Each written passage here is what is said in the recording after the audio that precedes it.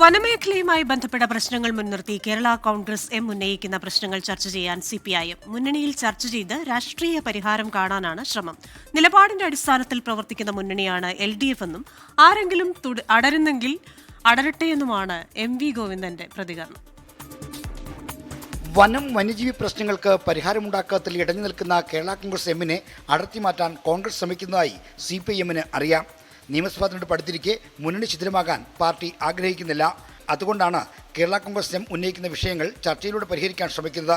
പ്രത്യേക നിയമസഭാ സമ്മേളനം വിളിക്കണമെന്ന ആവശ്യത്തിൽ മുഖ്യമന്ത്രി വന്ന ശേഷം തീരുമാനമെടുക്കും.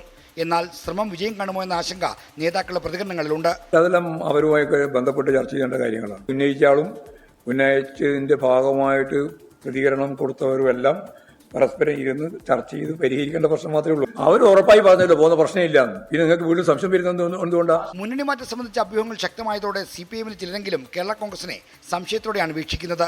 ഈ സാഹചര്യം മുതലെടുത്താണ് വനമന്ത്രി AK ശശീന്ദ്രൻ കേരള കോൺഗ്രസ് എമ്മിനെതിരെ വിമർശനം കടുപ്പിക്കുന്നത്. വനം വിഷയങ്ങളിൽ ശക്തമായ എതിരഭിപ്രായമുള്ള കേരള കോൺഗ്രസ് മന്ത്രി AK ശശീന്ദ്രനെയാണ് പഴിചാരുന്നത്. കേരള കോൺഗ്രസിനെ UDF എത്തിക്കാനുള്ള നീക്കത്തെ ജോസഫ് വിഭാഗം എതിർക്കുകയാണ്.